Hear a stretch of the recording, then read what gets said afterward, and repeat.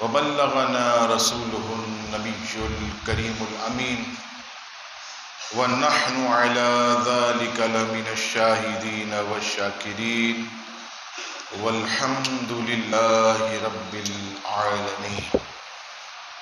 الحمدللہ جماعت اہل سنت پاکستان کراچی کے زیر اہتمام ماہانہ درس قرآن 25 منٹ کی ہماری یہ نشست الحمدللہ جاری و ساری ہے، جس کی صدارت حضرت علامہ مولانا ابو درویش ہدایت اللہ خان صاحب دامت برکاتہم عالیہ فرماتے ہیں۔ رب کریم سے دعا ہے کہ رب کریم تمام معاونین کو اجر عظیم عطا فرمائے، جو تعاون کرتے ہیں ہمارے ساتھ ان سب کو اللہ تبارک و تعالی دونوں جہاں کی بھلائیاں عطا فرمائے۔ عزیزان گرامی، موجودہ دور میں ایک باطنی بیماری، اور وہ ایسی باطنی بیماری ہے کہ نماز بھی ہم پڑھتے ہیں، روزے بھی رکھتے ہیں، زکوٰۃ بھی دیتے ہیں، حج بھی کرتے ہیں، قرآن مجید کی تلاوت بھی کرتے ہیں، تسبیحات بھی پڑھتے ہیں، نوافل بھی پڑھتے ہیں، درود پاک بھی پڑھتے ہیں، لیکن ایک باطنی ایسی بیماری ہے کہ جو ہمارے دل سے نکلنے کا نام نہیں لیتی ہے، اور مسلمانوں کا ایک بہت بڑا طبقہ اس بیماری کے اندر مبتلا ہے، اور وہ بیماری جو ہے یہ دوسرے مسلمان سے بغض و عداوت ہے۔ اور یہ بغض و عداوت اتنی خطرناک قسم کی لعنت ہے کہ کیا مذہبی طبقہ، کیا دنیاوی لوگ، کیا سیاستدان، کیا سماجی شخصیات، ہر جگہ جو ہے آپ کو یہ چیز ملتی نظر آئے گی، اور یہ ایسی ہمارے رگ و پے کے اندر بس چکی ہے کہ عزیزان گرامی ہم ایک دوسرے کو جو ہے بڑی عجیب نگاہوں سے دیکھتے ہیں۔ ہم جو ہے ایسا ہمارا دیکھنے کا انداز ہوتا ہے کہ سامنے والا گھٹیا آدمی ہے، میں بہتر ہوں، سامنے والا کمتر ہے، میں اس سے اعلیٰ ہوں، سامنے والا جو ہے یہ کوئی حیثیت نہیں رکھتا، میری اہمیت بہت زیادہ ہے۔ عزیزان گرامی، امام اہل سنت مولانا الشاہ امام احمد رضا خان محدث بریلی رحمت اللہ تعالی علیہ، آپ جو ہے یہ بغض اور عداوت کی جو ہے وہ تعریف کرتے ہوئے آپ فرماتے ہیں کہ بغض اور عداوت جو ہے یہ کیا ہے، یہ کسے کہا جاتا ہے؟ فرمایا کہ دل میں دشمنی کسی کی رکھنا اور موقع پاتے ہی اس کا اظہار کرنا، یہ مسلمان سے کینہ اور بغض کہلاتا ہے۔ امام غزالی رحمت اللہ علیہ احیاء العلوم میں کینے کی تعریف یوں فرماتے ہیں کہ کینہ یہ ہے کہ انسان اپنے دل میں کسی کو بوجھ جانے، یعنی کوئی شخص آئے تو اب جو ہے اسے بوجھ سمجھتا ہے دل کے اندر، اور اس سے دشمنی اور بغض رکھے، نفرت کرے، عجیب نگاہ سے اسے دیکھے، اور یہ کیفیت ہمیشہ ہمیشہ باقی رہے۔ امام غزالی فرماتے ہیں اسے جو ہے یہ بغض و عداوت جو ہے وہ کہا جاتا ہے، اور فرمایا کہ مسلمان سے بلا وجہ شرعی بغض و عداوت رکھنا، نفرت رکھنا یہ حرام ہے، اور فرمایا کہ اگر ہم پر کسی نے ظلم نہ کیا، نہ ہی جان و مال سے ہمیں تکلیف پہنچائی، نہ ہی ہماری حق تلفی کی، اور اس کے باوجود ہم اس سے بغض رکھتے ہیں، تو امام اہل سنت فرماتے ہیں یہ ناجائز، حرام اور جہنم میں لے جانے والا کام ہے۔ ہاں اگر کسی نے ہم پر کوئی ظلم کیا ہو، ہمارے ساتھ زیادتی کی ہو، حق تلفی کی ہو، ہمیں بڑا نقصان پہنچایا ہو، تو ایسی صورت میں اس سے بغض رکھنا امام اہل سنت فرماتے ہیں یہ جو ہے وہ حرام نہیں ہے۔ اب آئیے نبی پاک صلی اللہ تعالی علیہ وسلم کی احادیث سے یہ بغض و عداوت یہ کون سی بیماری؟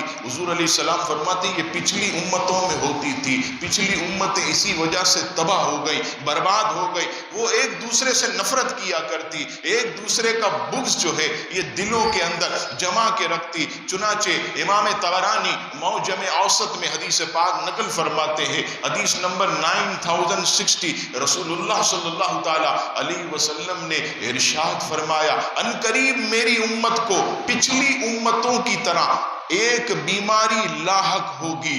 صحابہ کرام نے عرض کی یا رسول اللہ صلی اللہ تعالی علیہ وسلم پچھلی امت میں کون سی بیماری تھی، اس کا نام کیا ہے؟ نبی پاک علیہ السلام فرماتے ہیں کہ تکبر کرنا، اترانا، اپنے آپ کو بہت کچھ سمجھنا، ایک دوسرے کی غیبت کرنا اور دنیا میں ایک دوسرے سے آگے بڑھنے کی کوشش کرنا، نیز آپس میں بغض و عداوت رکھنا اور بخل، کنجوسی کرنا، یہاں تک کہ وہ ظلم میں تبدیل ہو جائے اور پھر فتنہ و فساد بن جائے۔ اب نبی پاک علیہ السلام کی حدیث پاک میں نے آپ کے سامنے بیان کی۔ اللہ اکبر۔ عزیزان گرامی، آپ دیکھیے جب انسان کے اندر تکبر آتا، جب غرور آتا، اور یہ کون سی بیماری؟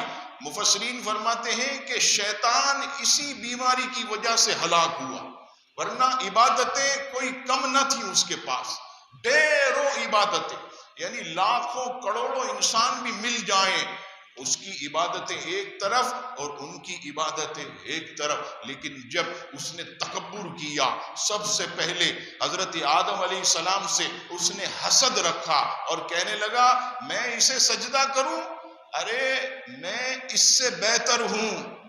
اور اس پر مولانا روم رحمت اللہ علیہ نے بڑا بہترین نکتہ ہماری اصلاح کے لیے لکھا کہ شیطان تباہ کیوں ہوا، کہ اس نے کہا کہ میں اس سے بہتر، آدم علیہ السلام سے بہتر، اور آج ہر کوئی دوسرے سے اپنے آپ کو بہتر سمجھتا ہے۔ آج اگر ہمارا یہ نظریہ ہو جائے یہ میرے سے افضل ہیں، یہ میرے سے بہتر ہیں، یہ میرے سے اچھے ہیں، آپ بتائیے ہم کسی کی بے عزتی کریں گے؟ ہم کسی کی غیبت کریں گے؟ ہم کسی کو بری نظر سے دیکھیں گے؟ ہم کسی کو گھٹیا نظر سے دیکھیں گے؟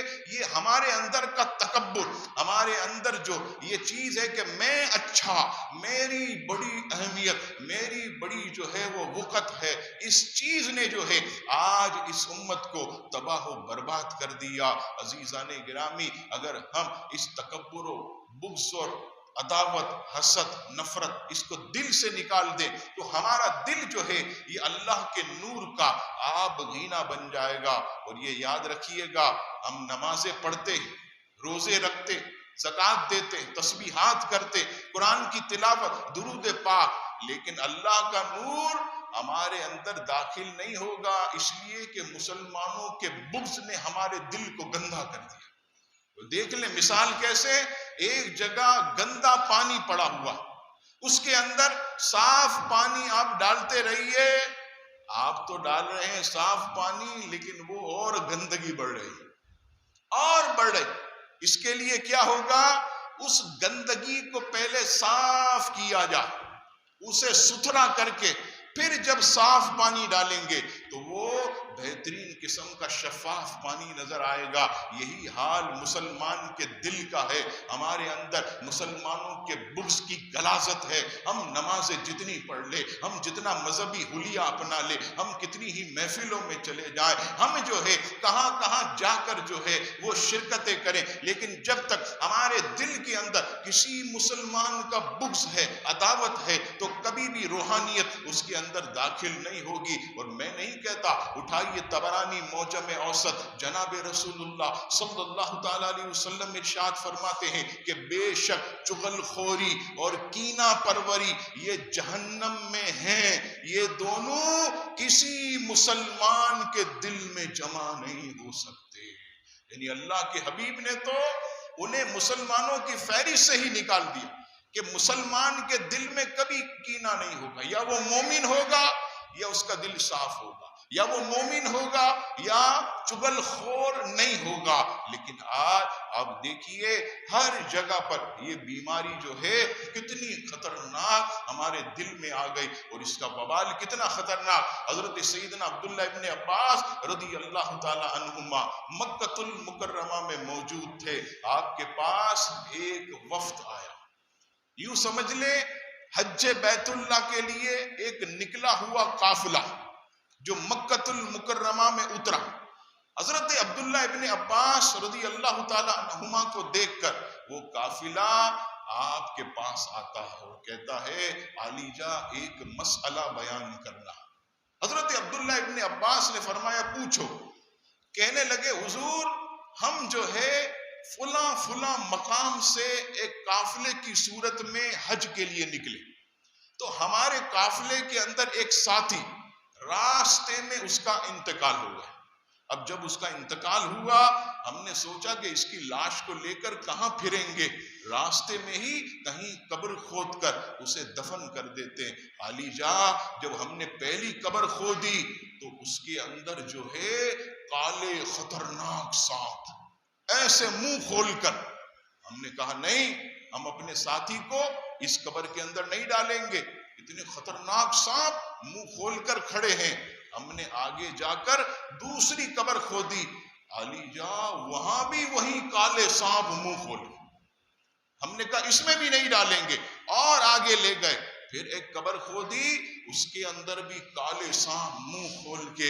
اب ہم کیا کرتے, جہاں قبر کھودتے ہیں یہی سانپ نظر آتے ہیں. ہم نے بالآخر اپنے ساتھی کی تدفین کر دی قبر پر مٹی ڈال کر. ہم جو ہے مکۃ المکرمہ آ گئے اور ابھی آپ کی بارگاہ میں حاضر ہوئے. حضور بتائیے اس پر یہ کیا تھا, ایسی کون سی جو ہے اس پر مصیبت آئی تھی؟ حضرت عبداللہ ابن عباس فرماتے ہیں کہ اے لوگوں اگر تم 100 قبریں بھی کھودتے تو 100 کی 100 قبروں میں بھی تمہیں یہ سانپ نظر آتا.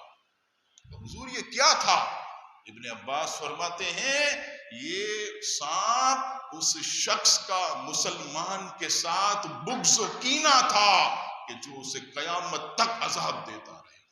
تو بتائیے نکلا حج کے لیے, اور کتنی بڑی جو ہے بہترین قسم کی نوید حدیث پاک میں کہ جو حج کے لیے نکلا راستے میں مر گیا قیامت تک وہ حج کرتا رہے, یعنی اسے حج کا ثواب ملتا رہے. لیکن نکلا حج کے لیے, قبر کھودی سانپ. اس سے پتہ چلا مسلمان کا بغض جو ہے اتنی خطرناک چیز ہے کہ آدمی کو جو ہے وہ نیکیاں دھری کی دھری رہ جاتی ہیں, لیکن عذاب ایسے جو ہے اس کا منتظر ہوتا ہے. آج میں اور اپنے آپ کو دیکھیں, آج آپ دیکھیے سیاسی جماعتوں کے اندر بغض, مذہبی جماعتوں کے اندر بغض, سلسلوں کے اندر آپ دیکھیے جب سے ہم نے یہ امتیاز پیدا کیا, فرق پیدا کیا, ہمارے اندر بغض آیا. کیا مطلب؟ یہ دعوت اسلامی والا, یہ جماعت اہل سنت, یہ ٹی ایل پی والا, یہ سنی تحریک والا, یہ فلاں. اب دیکھیے کس طرح ہم ایک دوسرے کو بغض و عداوت کی نظر سے دیکھتے. میں نہ فتوے لگانے کا اہل ہوں نہ میں فتویٰ لگا رہا ہوں. یہ ہمارے اندر ایک مفتی بیٹھا ہوتا ہے, ہر انسان کے دل کے اندر ایک مفتی ہے. اس سے پوچھئے کہ کیا ہمارے میں یہ باطنی بیماری نہیں ہے, ہمارے اندر یہ بغض نہیں ہے؟ یہ نقش بندی ہے, یہ چشتی ہے, یہ سہروردی ہے, یہ قادری ہے, یہ اشرفی ہے, یہ معمری ہے, یہ شاذلی ہے. ارے بھائی یہ کیا ہو گیا؟ ہم تو صرف اور صرف سب سے پہلے اگر کچھ ہیں تو اپنے آقا کے امتی ہیں. اور آپ دیکھیے کیسے نام بگاڑتے ہیں وہ سندھی سالہ. آپ دیکھیے ہم تو اس معاشرے میں رہتے ہیں, معاذ اللہ کہتے ہیں کہ سندھی جا رہا ہو اور سانپ جا رہا ہو تو سندھی کو پہلے مارو سانپ کو چھوڑو, معاذ اللہ. پنجابی اس کا نام پینڈو سالہ, پٹھان بتائیے تو اخروٹ. ہم نے نام بھی کوئی اردو بولنے والا, یہ تو کلوا. ارے شرم کرو, حضور کے غلام ہو کر ایسے ایک دوسرے کے اوپر جو ہے وہ لسانی تعصبات کے اندر تم ایسے گر گئے کہ تمہارے اندر بغض آیا, نفرت آئی, تمہارے اندر جو ہے مسلمانوں کا حسد پیدا ہو گیا. نہیں میرے مسلمانوں, یہ ہمارا کام نہیں ہے. یہ اللہ تبارک و تعالیٰ کی نعمت مسلمان سے محبت کرنا, اللہ کی نعمتوں میں سے ہے مخلوق سے پیار کرنا, اللہ کی نعمتوں میں سے ہے مسلمان کو اپنا سچا بھائی سمجھے. حضور فرماتے وہ تو ایک جسم کی مانند ہے، جیسے مثال کے طور پر میری جو ہے اس پیشانی پر کوئی چیز لگی، حالانکہ پیشانی پر لگی لیکن میرا ہاتھ بھی متاثر ہوگا، میرا پاؤں بھی متاثر ہوگا، میرا کاندھا بھی متاثر ہوگا. تو اگر کسی مسلمان کو کوئی تکلیف پہنچے تو یوں سمجھ لے ہمیں وہ تکلیف پہنچتی ہے. اور جو مسلمانوں کا درد رکھتے ہیں، ہم نے ایک آدمی کا واقعہ سنا اسی دور میں، اور وہ اتنا بہترین آدمی، آپ حیرت کریں گے، سادہ مسلمان، ٹوپی پہنی ہے، داڑھی شریف اور صاف ستھرے بہترین کپڑے، کوئی پنجگانہ نماز کے علاوہ کوئی اس کی عبادت نہیں، لیکن یہ جب بھی دعا کرتا تھا اللہ اس کی دعا کو قبول فرماتا. نے سوچا یہ ایسا سادہ، ٹوپی پہنتا، داڑھی اس نے رکھی، سادہ لباس، کوئی بڑا عالم نہیں، مفتی نہیں، کوئی درویش نہیں، یہ منصب کیسے ملا؟ تو اس سے پوچھا کہ یہ کیا وجہ ہے؟ وہ کہنے لگا صبح جب میں کام پہ جاتا ہوں، جیسے ہی میں مارکیٹ میں یا سڑک پر آتا ہوں، اللہ کے حضور دعا کرتا ہوں مولا یہ جتنے تیرے بندے جس جس کام کے لیے جا رہے ہیں، اے اللہ ان کو بخیر و عافیت اپنی منزل پر پہنچا اور ان سب کو کامیاب کر دے. یہ روز میں دعا کرتا ہوں. اللہ کو میری یہ دعا مخلوق سے محبت اتنی پسند آئی کہ رب نے مجھے مستجاب الدعوات بنا دی. جو مانگتا ہوں میرا رب جو ہے مجھے عطا کرتا ہے. اب آئیے عزیزان گرامی، چند جو آخری منٹ، اگر ہمارے دل میں بغض ہے تو نکلے کیسے؟ سب سے پہلی چیز اس بغض کو نکالنے کی، حضور علیہ السلام فرماتے سلام کو عام کرو، السلام علیکم ورحمت اللہ وبرکاتہ، اس کو عام کر دو. اور آپ علیہ السلام فرماتے ہیں کہ جس نے پہلے سلام کیا وہ تکبر سے بری ہو گیا، وہ نکل گیا، وہ گھمنڈ غرور سے نکل گیا، عاجزی کا پیکر، اس نے سلام کیا جھک کے، السلام علیکم. یہ پہلی چیز. دوسری، علماء فرماتے ہیں اگر کسی سے بغض ہو جائے تو اس کے پیٹھ پیچھے اس کی تعریف کرو. وہ بہت اچھا آدمی، بہت بہترین بندہ، وہ ماشاءاللہ میں نے دیکھا ہے مسجد میں بھی آتا، اس کی تعریف کریں گے اس کے پیٹھ پیچھے، انشاءاللہ اس کی برکت سے جو ہے اس کا بغض ہمارے دل سے نکل جائے. تیسری چیز بغض نکالنے کی، آپس میں ایک دوسرے کو تحفہ پیش کرو. فرمایا تحفہ دو، محبت بڑھے گی، بغض نکلے گا. تو تحفہ دینے سے بھی اللہ کے فضل و کرم سے بغض و عداوت جو ہے وہ دل سے نکل جاتی، بغض و عداوت کی لعنت نکل جاتی. اور تیسری جو ہے چیز میں نے بیان کی. اور چوتھی چیز، اللہ اکبر، بہت بہترین قرآن مجید فرقان حمید کی آیت جو کہ سورہ حشر کی آیت نمبر 10، اس کا صرف اتنا سا حصہ، اگر کسی کے دل میں مسلمانوں کا بغض نہیں نکلتا یہ آیت پڑھے، وَلَا تَجْعَلْ فِي قُلُوبِنَا غِلًّا لِّلَّذِينَ آمَنُوا رَبَّنَا إِنَّكَ رَءُوفٌ رَحِيمٌ. اور ہمارے دل میں ایمان والوں کی طرف سے بغض نکال دے. وَلَا تَجْعَلْ فِي قُلُوبِنَا غِلًّا لِّلَّذِينَ آمَنُوا، ہمارے دل سے ایمان والوں کا بغض مولا نکال دے. کہتے اگر کوئی یہ آیت پڑھتا رہے، وَلَا تَجْعَلْ فِي قُلُوبِنَا غِلًّا لِّلَّذِينَ آمَنُوا رَبَّنَا إِنَّكَ رَءُوفٌ رَحِيمٌ، پڑھتا رہے، ایک دن آئے گا اللہ تعالیٰ اس کے دل کو مومنوں کے لیے محبت والا بنا دے. سارا بغض اور عداوت، جلن، حسد، یہ سب کی سب جو ہے عزیزان گرامی دور ہو جائے گی. تو مخارج کے ساتھ اسے پڑھنے سے بہت ہی زیادہ عزیزان گرامی فوائد ہوتے ہیں. اب آئیے فقی ابو اللیث سمرقندی رحمت اللہ علیہ فرماتے ہیں کہ 3 اشخاص ایسے ہیں جن کی دعا قبول نہیں ہوتی اللہ کے حضور. پہلا، حرام کھانے والا، چاہے کتنے ہی پھٹے پرانے کپڑے پہنے، چیختا رہے، روتا رہے، اے میرے رب، اے میرے رب، اللہ تعالیٰ اس کی دعا کو قبول نہیں فرماتا، اس لیے کہ اس نے حرام کھایا ہوا۔ دوسرا، کثرت سے غیبت کرنے والا۔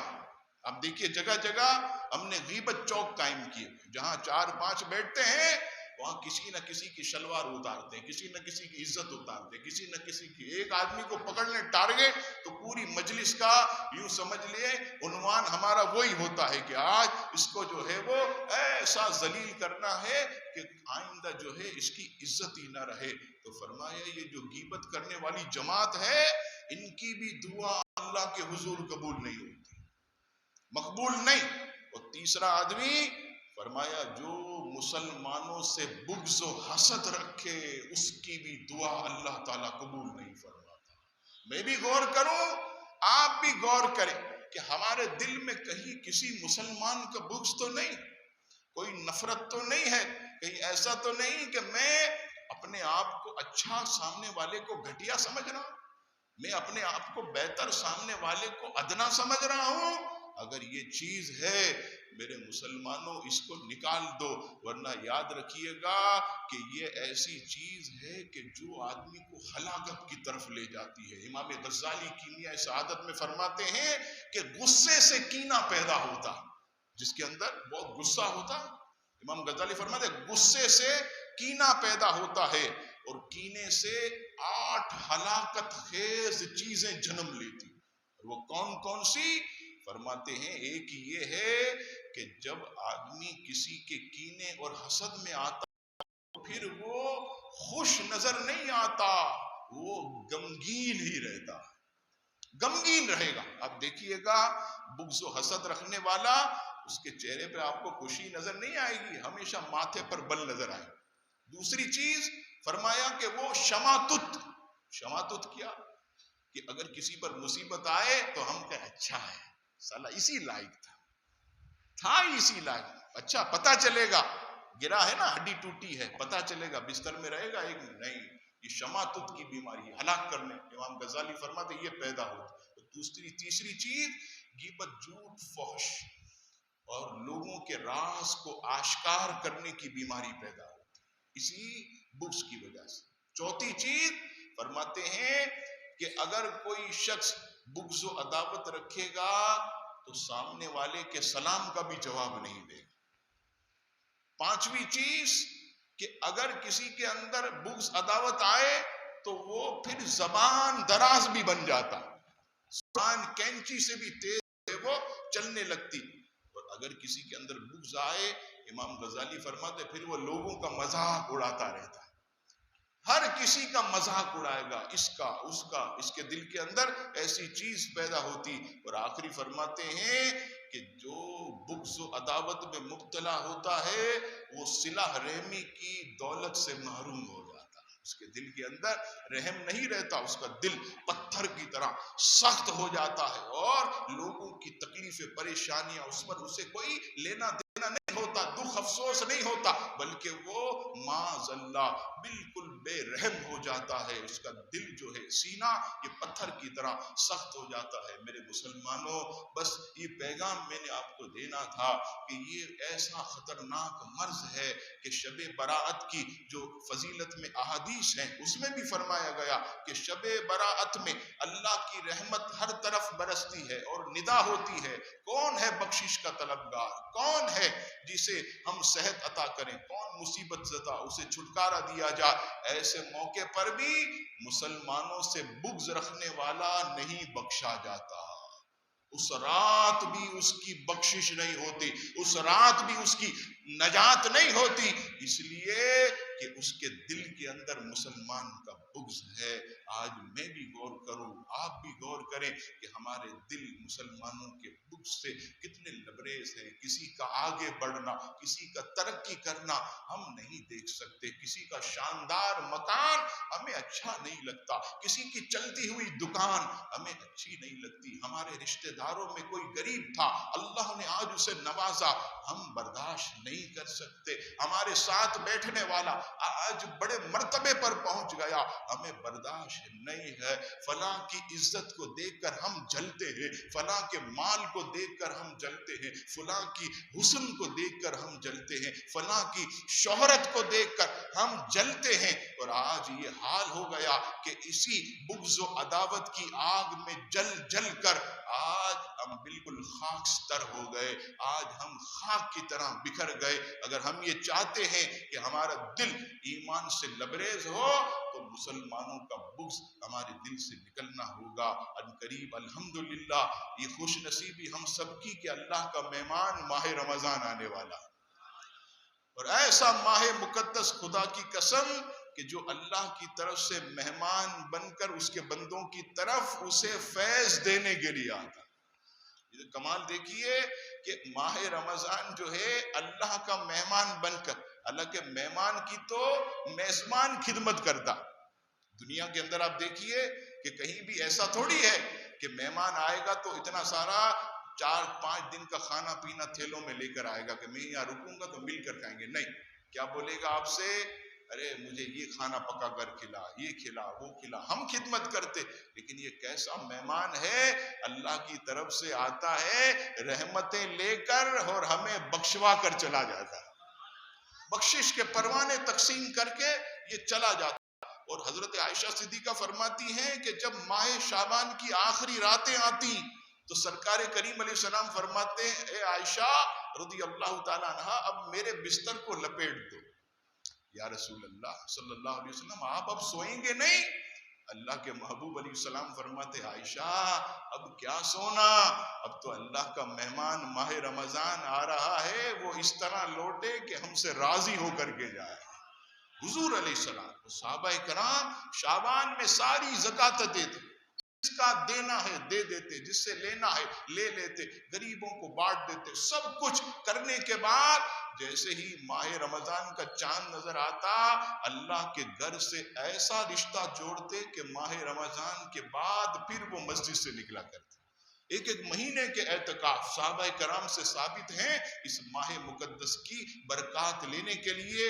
تو عزیزان گرامی کمر بستہ ہو جائیں, چست ہو جائیں اور ماہ رمضان کے استقبال کے لیے تیار ہو جائیں. کیا پتا عزیزان گرامی آئندہ سال ہمیں نصیب ہو یا نہ ہو. رب کریم سے دعا ہے رب کریم ہم سب کو ماہ رمضان کی تعظیم کرنے کی توفیق عطا فرمائے اور اس کی ہم سب کو خوب برکتیں لینے کی توفیق عطا فرمائے. آمین.